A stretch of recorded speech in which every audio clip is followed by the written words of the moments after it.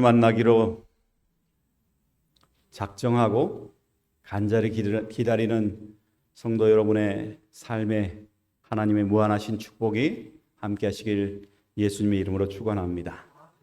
하나님께서 우리의 가는 길 그것들을 지키실 것입니다. 우리가 판단하는 모든 것들 인도하실 것입니다. 하나님께서 이 무더운 날씨에서도 우리를 잘 지키셔서 정말 올 여름을 잘 마무리 짓는 저와 여러분 되시길 예수님의 이름으로 축원합니다. 오늘 설교 제목은 천국을 선물하신 예수님이십니다. 성도 여러분, 혹시 선물 받아보신 적 있으신가요? 예. 선물 받을 때 기분이 좋으신가요? 나쁘신가요? 예, 많이 좋죠. 그래서 우리가 선물 받을 때 그 마음은 항상 늘 기억에 남을 정도로 좋았던 것 같습니다. 옛날에 미국에는 백악관이 있었는데 거기에는 초등학교와 중학교가 있었답니다. 근데 링컨 대통령이 하루는 이렇게 바깥을 이렇게 내려다 보니까 이 백악관 창가에 아이들이 뛰어노는 모습이 보이는 것입니다. 근데 거기에 하루는 이렇게 보다 보니까 울타리에 한 무리 아이들이 몰려 있는 것입니다. 근데 거기에서 몇 명의 아이들이 한 소년을 아주 가난뱅이라고 놀리는 것입니다. 근데 이 아이는요, 아버지가 전쟁에 나가서 전사했습니다. 그리고 엄마는 이 소년을 먹여 살려야 되니까 청소부로서 그 어려운 상황을 견디시는 것입니다. 근데 이 대통령이 보고 나니 그게 안타까울까요? 그냥 남의 일일까요? 예, 이게 너무나 안타까운 것입니다. 보니까 다른 아이들은 반질반질한 신발을 신고 다니는데 이 아이는 다 낡아서 신지 못하는 그런 구두를 신고 있으니까 이 아이는 그것이 핀잔의 대상이 되었던 것입니다. 그래서 이 대통령이 하루는 사람들이 내기해서 그 집을 확인하고 거기 집 앞에다가 새 구두를 놔주고 좋은 옷을 준비해주고 그들이 먹고 살 만한 돈을 준비해서 거기에 놓고 왔다는 것입니다. 하루는 이 아이가 갈 때 그 구두를 봤는데 이때까지 못 봤던 정말 좋은 신발이니까 그걸 신고 갈까요? 안 신고 갈까요? 안 신고 갈 거겠죠. 근데 이 아이는 좀 다른 아이였던 것 같습니다. 이 아이는 그 신발을 신고 갔어요. 아이들에게 자랑하고 싶으신 것입니다. 너무 이게 좋은 거라고 자랑하고 싶어서 간데 아이들도 자기들 것보다 더 좋은 거니까 아이들은 탐내는 것입니다. 많은 아이들이 모이는 이 가운데 이 아이가 이제 등교하고 사람들에게 관심을 많이 받을 때 하필이면 그때 대통령도 거기에 수업을 하러 갔다는 것입니다. 그리고는 대통령이 그 칠판 앞에다 쓴 글이 이것이랍니다. 같이 읽어볼까요? 시작. 지극히 작은 자 하나에게 한 것이 곧 내게 한 것이라. 대통령이 이것을 쓰고 난 다음에 학생들에게 그 시간을 보냈다는 것입니다. 오늘 우리는 살면서 나름대로의 삶을 있으면서 선물을 받을 거라고 생각합니다. 근데 그 선물 중에 가장 좋은 선물은 나를 아름답게 만들어주고 빛나게 만들어주는 선물이라는 것입니다. 하나님은 우리에게 가장 아름답고 빛나게 만들 수 있는 선물을 준비하시는데 그게 바로 하늘나라입니다. 여러분이 살면서 이 세상에서 다 겪었던 어렵고 힘든 이 모든 것들을 해결해 줄 수 있는 가장 좋은 선물이 바로 하늘나라입니다.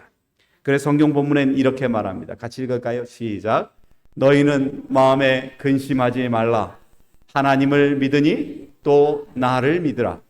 내 아버지 집에 거할 곳이 많도다. 그렇지 않으면 너희에게 일렀으리라.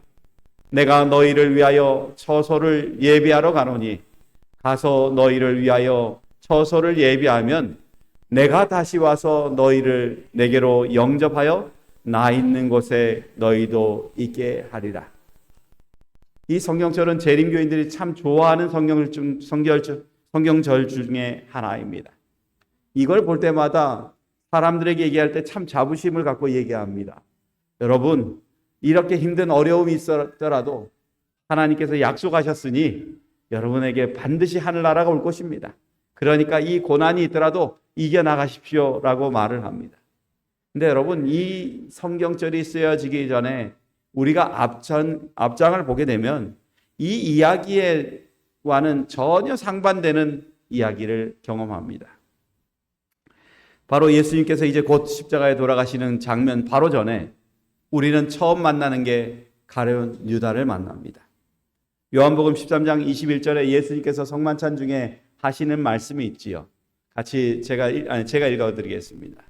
예수께서 이 말씀을 하시고 심령에 민망하여 증거하여 가라사대 내가 진실로 너희에게 이르노니 너희 중 하나가 나를 팔리라 하시니. 예수님이 사랑해줘야 되고 아껴줘야 되는 그 가룟 유다가 예수님을 팔기로 작정하였으니 이 시작이 어둡습니다. 그리고 또 예수님께서 하시는 말씀은 요한복음 13장 33절에 이렇게 말합니다. 소자들아 내가 아직 잠시 너희와 함께 있겠노라. 너희가 나를 찾을 터이나 그러나 일찍 내가 유대인들에게 너희는 나의 가는 곳에 올 수 없다고 말한 것과 같이 지금 너희에게도 이르노라. 이제는 예수님이 그들과 함께 할 수 없는 상황으로 몰리고 있다는 것입니다. 그리고 난 이후에 13장 후반에 보면은 우리가 잘 아는 것처럼 예수님께서 예고하십니다. 누구에게요? 베드로에게. 너가 닭 울기 전에 나를 몇 번? 3번. 하도 해가지고 이제는 외우시죠. 그죠? 닭 울기 전 3번 나를 부인하리라고 말합니다. 이 내용을 들여다보면은 요한복음 14장 1절에서부터 3절에 있는 내용이 편안하게 다가올 수가 없어요. 제자들의 관계가 다 깨졌어요. 그리고 그들을 지도하시는 예수님도 이제 곧 없어질 거예요. 그들은 이제 어떻게 살아가야 될지를 염려하는 상황입니다. 정말 우리가 한치 앞도 모르는 삶을 산다고 말하지만 정말 내가 기대하고 의지하고 있는 존재가 사라진다는 게 얼마나 고통스러운지 우리는 생각해 볼 수밖에 없는 것이죠. 그런데 예수님께서는 지금 눈에 보이는 걸 보지 말라는 것입니다. 보이지 않는 것을 보라는 것이에요. 그게 뭐냐면 하늘나라라는 것입니다. 성경에 보면 고린도후서 4장 18절에 있는 말씀을 좀 같이 읽어볼까요? 시작. 우리의 돌아보는 것은 보이는 것이 아니요 보이지 않는 것이니 보이는 것은 잠깐이요 보이지 않는 것은 영원함이니라.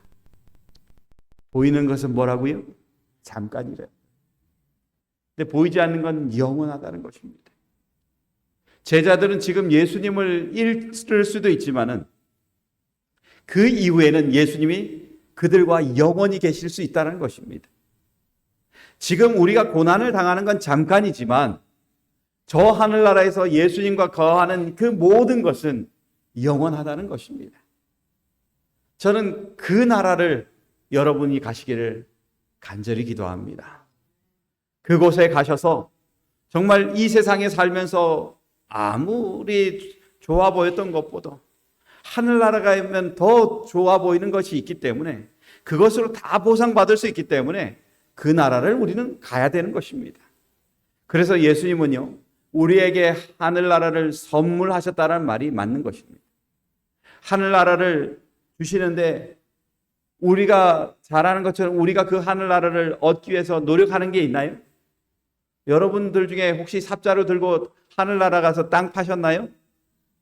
땅 파는 사람 아무도 없습니다. 예수님께서 집 짓는데 토목재질을 준비하는 사람 아무도 없습니다. 그러나 이 하늘나라는 우리를 위해 예비된 곳이라는 것입니다. 그리고 그곳은 영원하게 우리와 함께 있어서 하나님의 영광을 찬양할 수 있는 그런 아름다운 것이기에 우리는 그것을 선물로 받는 것이 맞는 것입니다. 그러게 여러분, 예수님께서 주시는 이 선물을 마음속에 늘 품으셔서 괴롭고 힘들 때마다 하늘을 생각하시고 역경이 닥칠 때마다 하늘을 생각하셔서 주님 오시는 그날에 반드시 그 하늘나라에서 찬양의 노래를 부르는 주의 귀한 백성이 저와 여러분 되시길 예수님의 이름으로 축원합니다. 어떻게 하면 예수님의 선물을 받을 수 있을까? 그것에 대한 답을 요한복음은 이렇게 말합니다. 너희는 뭐 하지 마라? 근심하지 마라. 제자들이 예수님이 없어졌다는 것으로 이제는 자기들이 어떻게 살아갈지를 모른다는 것으로 걱정하는데 예수님은 뭐 하지 말라는 거예요? 근심하지 말라는 것입니다. 오늘날 많은 사람들이 가장 많이 하는 것이 근심이에요. 성경에 보면 마태복음 6장에 이런 말씀을 하십니다. 너희 중에 누가 염려함으로 너희 키를 한 자나 더 할 수 있느냐? 이렇게 말합니다. 여러분, 우리가 염려한다고 제 아이가 불쑥 커질까요? 저희가 가장 큰 걱정 중에 하나가 제 딸이었어요. 얘가 초등학교 이제 3학년 됐는데 갑자기 이제 몸에 변화가 시작되는 것입니다. 걱정될까요? 안 될까요? 한 6학년 되고 뭐 중학교 되면은 이제 좀 걱정은 안 할 텐데 그 꼬맹이가 그렇게 하니 걱정이 되는 것입니다. 이 딸을 데리고 어디로 갈까요? 병원에 가는 것입니다. 주사 맞히고 해가지고 이 기간을 늦췄죠. 근데 이 아이가 크는 게 금방 안 보이는 것입니다. 걱정돼요. 얘가 140으로 끝나면 어떡하지? 이 생각이 드는 것입니다.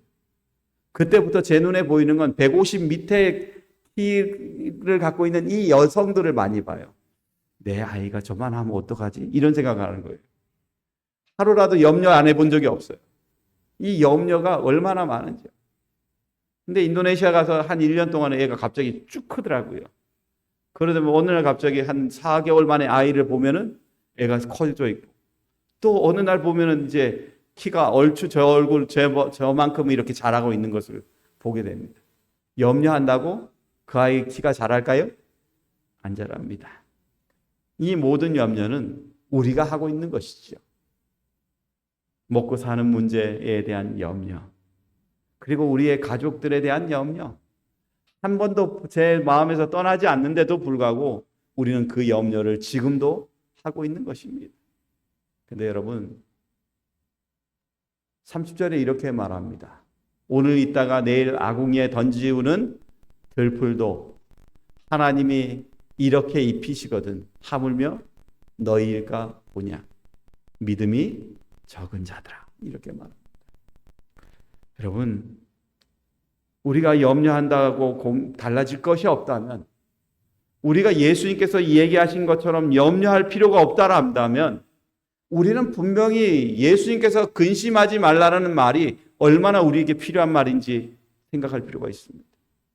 우리가 근심해야 될 것들은 하늘나라에 대한 생각을 잊어버릴까 봐 걱정을 해야지, 지금 뭘 걱정해가지고 내가 좀 달라질 거를 생각한다는 건 별로 도움이 되지 않는다는 것이죠. 사실 우리는 품성 개발해야 된다는 얘기를 많이 듣습니다. 근데 여러분, 품성 개발이 30년 전에 걱정하셨는데 지금 좀 바뀌셨나요? 어떻게 좀 달라지셨나요? 우리는 그 걱정을 가지고 계속 했는데도 불구하고 다급한 상황이 일어나면 그때 모습 그대로 서 있는 모습을 보게 됩니다. 늘 숙제처럼 갖고 있고 살아가지만 그것은 계속 변하지 않고 우리에게 따라오는 것이 되어버렸다는 것입니다. 우리가 쓸데없는 것을 고민하고 있다는 거예요. 정말 하늘나라를 등경하고 바라본다면 우리는 지금 있는 것들이 어떠한 것이든 그것을 감사할 것입니다. 빌립보서 4장 6절에서 7절에 이렇게 말합니다. 같이 보겠습니다. 시작. 아무것도 염려하지 말고 오직 모든 일에 기도와 간구로 너희 구할 것을 감사함으로 하나님께 아뢰라. 그리하면 모든 지각에 뛰어난 하나님의 평강이 그리스도 예수 안에서 너희 마음과 생각을 지키시리라. 여러분, 염려하지 마십시오. 정말 중요한 건 하나님께 토스하라는 거예요. 하나님께 여러분의 염려와 모든 것들을 기도와 간구로 구할 것을 감사함으로 하나님께서 이룰 것들을 생각하며 하나님께 넘기라는 거예요.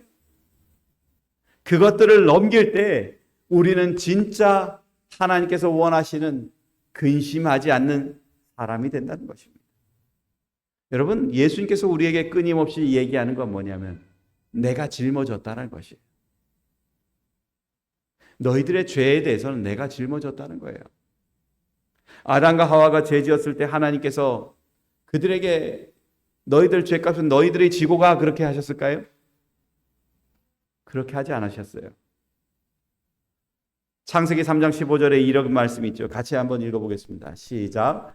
내가 너로 여자와 원수가 되게 하고 너의 후손도 여자의 후손과 원수가 되게 하리니 여자의 후손은 내 머리를 상하게 할 것이요 너는 그의 발꿈치를 상하게 할 것이니라 하시고, 여인에게 얘기하지 않았어요. 여인의 후손이라고 얘기합니다. 뱀이라고 얘기하잖아요. 뱀의 후손이라고 얘기합니다. 이것들의 결정적인 건 하나님과 사단과의 싸움이기 때문에 이 모든 싸움의 열쇠는 예수님이 지고 가시는 거예요. 예수님께서 그것들을 지고 가시기 때문에 그것들을 가지고 너희들이 근심하고 걱정할 필요가 없다는 것입니다. 중요한 것은 얼마나 그분을 의지하고 그것을 따라가느냐는 거예요. 그래서 우리가 성경에 들여다보면은 아담의 후손인 가인과 아벨의 제단을 보게 됩니다. 가인은 뭘로 예배를 드리고요? 자신의 농사, 자신의 고생한 걸로 아벨은 하나님을 의지하며 약속하신 양을 드리는 것입니다. 그 약속한 양을 드린 자에게는 근심이 없어요. 왜냐하면 이것을 드림으로 해서 예수님께 넘겼기 때문에 그렇습니다. 그리스도인은 하나님께 넘기는 걸 훈련을 잘하는 사람이 그리스도인이에요. 내가 갖고 있는 게 아니라 하나님께 넘기는 것을 잘하는 사람. 우리가 잘하는 것처럼 예수님이 말합니다. 내가 곧 길이요 진리요 생명이니 나로 말미암지 않고는 아버지께 나갈 자가 있다 없다? 없다. 이렇게 말합니다. 예수님께서 말하실 때 너희들의 죄 모든 것들 내가 벌써 지었다라고 얘기하는 것입니다. 그러니까 그것들을 가지고 너가 고민하지 말고 하나님께 맡기라는 것입니다. 하나님께 맡길 때 우린 진짜 뭘 해야 될지 고민하게 되는 것입니다. 시대의 소망인 이런 말을 해요. 그리스도께서는 제자들을 위하여 처소를 준비하려고 떠나고자 하셨으며 다시 오셔서 그들을 그분에게로 영접하실 것이다. 예수께서 제자들을 위하여 큰 저택을 짓고 계시는 동안 제자들은 거룩한 모습을 따라 품성을 건설해야만 하였다라고 말합니다. 여러분, 품성을 건설한다는 말 앞쪽에 있는 그 한 단어를 보시기 바랍니다. 제자들은 거룩한 모습을 따라 이렇게 말합니다. 예수 그리스도를 따라합니다. 예수 그리스도께서 지신 그 십자가 그리고 그 모든 고통을 예수님께서 지셨기 때문에 그것들을 따라가는 자가 품성이 건설된다라는 것입니다. 그러게 여러분, 오늘 예수님께 여러분의 근심과 걱정을 맡기시고 한 걸음 한 걸음 신앙으로 걸어가시는 주의 백성이 저와 여러분 되시길 예수님의 이름으로 축원합니다. 그리고 그것을 통해서 여러분의 삶에 근심이 아닌 하늘을 사모하는 백성으로 살아가는 귀한 자녀가 되시길 예수님의 이름으로 축원합니다. 여기에 보면 저희가 이제 지난번에 하던 거에 조금 더 추가할 것들이 있어서 말씀드리길 원합니다. 선교사들이 훈련받는 것 중에 하나가 뭐냐면 서바이벌과 리바이벌이 있다고 말씀드렸어요. 근데 이 친구들이 가는 목적은 뭐냐면 정글 한가운데 집어넣는 거예요. 정글 한가운데 집어넣고 그 다음부터 너희들이 뭐 하냐면 기도하고 믿음으로써 목적한 데까지 가라는 거예요. 그리고 그들에게 주어지는 이 지도는요, 제가 이 세상에서 본 지도 중에 가장 허접한 지도예요. 제대로 보이는 게 없어요. 위에서 사진을 찍었다고 그러는데 그 사진을 찍은 것이 이 스카이뷰라 그러죠. 위에서 이렇게 보면 보이는데 그것들이 산이 정글이라는 것들이 보이긴 보이는데 뿌옇게 보여요. 그러니까 내가 어디 있는지도 거기 찍어놨는데 그게 맞는지 아니는지도 몰라요. 근데 이 친구들 보고 뭐 하라는 거예요? 믿음으로써 가라는 거예요. 이 친구들은 그때부터 기도합니다. 기도하고 나가서 이젠 산 정글로 더 올라갈 건지 내려갈 건지 자기들이 결정을 해요. 그 중에 똑똑한 친구가 그냥 무조건 내려가는 것입니다. 그러면 한 친구가 내려가면 그 팀들은 다 어떻게 해야 될까요? 무조건 내려가야 돼요. 내려가서 다행히 가다 보면 이제 길이 보입니다. 근데 여러분, 길이 한 길일까요? 여러 길일까요? 거기는 길이 한 개밖에 없어요. 예, 하나밖에 없어요. 길이 하나밖에 없는데 그 길을 가는데 그 길은 그냥 처음부터 끝까지 그 길밖에 없어요. 그런데 여기서 고민해야 될 거는 뭐냐면 중간에 이렇게 마을로 들어가는 샛길들이 있다는 거예요. 그러니까 이 친구들은 기도하면서 가긴 가는데 어디로 가야 될지를 몰라요. 그래서 이 친구들이 할 수 있는 것들은 그 길 따라가면서 요 동네도 들러보고 저 동네도 들러보고 그러고 하는 거예요. 잘못해가지고 엉뚱한 길로 가면 한 길이지만 반대길로 가면 하루를 돌아서 가야 돼. 그러다가 갑자기 지혜로운 친구가 돌려오면 그걸 가지고 또 돌아서 다 그렇게 가는 것입니다. 근데 평상시 같으면 한 1시간도 안 거리는 거리인데 이렇게 가니까 3시간이 지나도 도착할까요? 못할까요? 못하는 것입니다. 근데 길은 하나예요. 끝이 없는 것입니다. 그래서 이 친구들이 서로 고민하면서 기도하다가 이렇게 너무 지쳐가지고 또 가다 보니까 또 밑으로 내려가는 길이 있어요. 저기로 가면 될까? 하다가 빈둥빈둥대고 거기서 주변을 왔다 갔다 그러는데 그걸 지켜보는 한 분이 계셔요.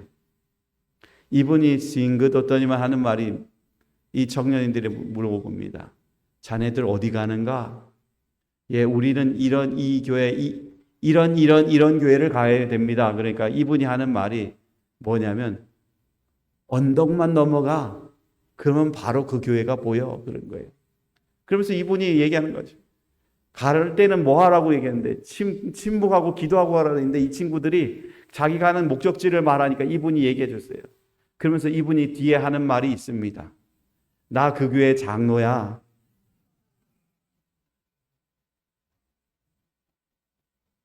정해진 길이에요?